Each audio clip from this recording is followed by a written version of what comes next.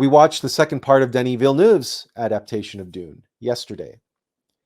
And it is apropos to the topic that we're speaking of today, the Divine Mother, because as we were speaking of just earlier, the waters of life, the Divine Mother as the flow of energy and the flow of love and the flow of life in our lives, and the turbulence in our lives that create the conditions by which our energy becomes ordered and structured and strong and capable and alive, just as water does. And in Dune, one of the prominent allegorical symbols in Dune are, they literally call it the waters of life. It is the poison, but it's a bright blue liquid which they extract from the sandworms on Dune, and the Fremen do. And if you drink of the waters of life, it gives you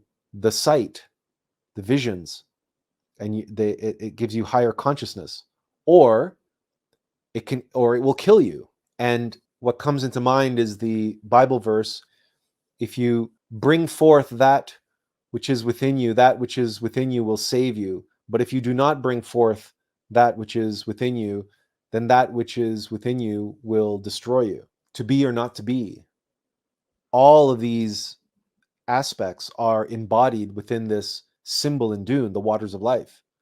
Now, the Fremen, who are the indigenous population of Dune, for them, water is the most precious commodity, the most precious substance they have. And at one point, one of the characters starts to cry. He says, no, don't ever give away your water, not even for the dead. But when we talk about water here, and when we talk about what's within you that can save you if you bring it forth, or what's within you that will destroy you if you don't bring it forth, these are the waters of life. These are the sexual waters, the creative force that we were talking about last week. Because what happens, remember we were speaking last week, if it doesn't flow up an atom, it flows down and out. Because just like in Dune, because the other allegory for the sexual force, for the creative waters, for the power of the universe is the spice. The spice must flow, and the spice is intimately connected to the sands on Arrakis, also known as Dune, and the sand worms. Now, the spice, the sand, is dry, but it has this capacity to, fold space, so that it allows you to travel, and it gives you all of these powers. It's a stimulant, and it's also a powerful drug. But the most precious commodity on Dune is water, and it's what is most scarce. So the Fremen say, never give away your water. And then when their people die, they extract the water from the body and they add it to these sacred pools underneath the surface that they do not drink from. Those are the sacred waters of Dune that belong to their ancestors. And in the cycle of life and death, again, those waters are, the sacred waters are the waters of the Divine Mother, because it is our vital energy. It is the vital life force which animates all life. We could not exist were it not for our Divine Mother and our energetic channels, Ida and Pingala, which we talked about last week. That vital energy, that's fourth dimensional energy on which the whole of three-dimensional reality is based. None of us can exist. No reality can exist in three-dimensional space without Yesod, the foundation. That's the ninth sphere on the tree of life. Those are the waters of life. But the whole of the universe craves the spice. And the emperor has the most vicious, villainous of all the houses, the Harkonnen, overseeing the harvesting of the spice. And the Fremen are trying to disrupt that, because they are Fremen, they are free men. They represent the free consciousness seeking the liberation. And they're also waiting for their Messiah. And why do they have this prophecy of the Messiah? It's because it was given to them by whom? It was given to them by the Bene Jezerite Priesthood, which are a very ancient order of priestesses. The divine feminine is completely in control in the world of Dune.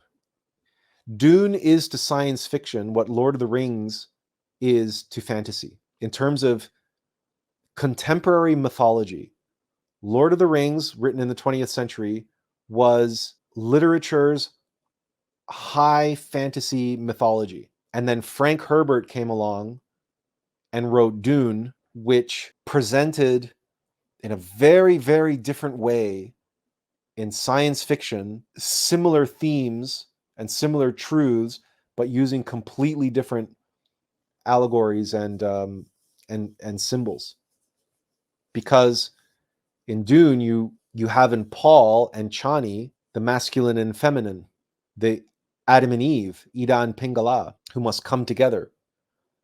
And like we discussed 2 weeks ago in our live stream on love, that the divine feminine is there to help the divine masculine to achieve its goals and be what it can be and create through the divine feminine what it was meant to create, that impulse, that creative impulse. We're not going to make today's live stream about Dune, not least because Denis Villeneuve's interpretation, very much as a modern interpretation, did a very subtle yet insidious deconstruction and character assassination of Chani and other characters as well, and a real disservice to the mythology.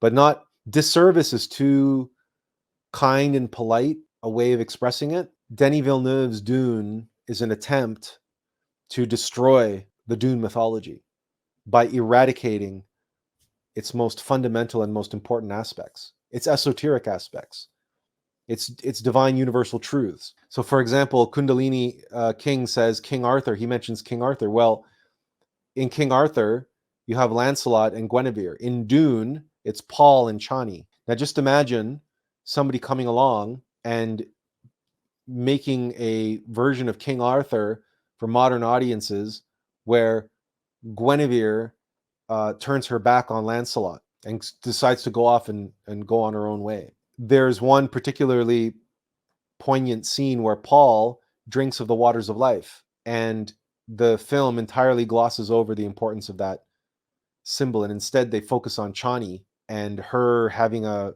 hissy fit over the fact that they let him drink this and now he's dead. Instead of Paul having his moment of transmutation, of death and resurrection, they robbed Paul of his Gandalf the Grey becoming Gandalf the White moment from Lord of the Rings.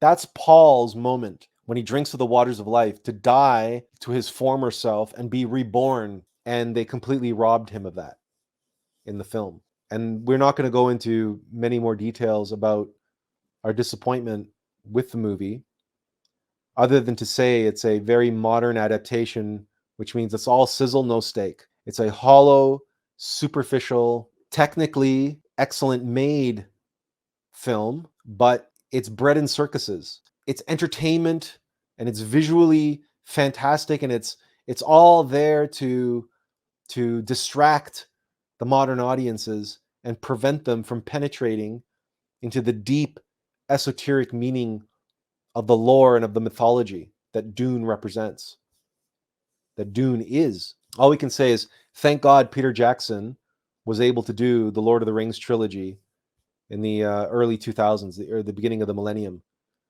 And he was able to do it right. And he was able to do it and preserve as much of the mythology as he could, given the constraints that he had. But Denis Villeneuve's Dune preserves very, very, very little, and seems to go out of its way to eradicate. And we mention this because we all have an obligation to our Divine Mother.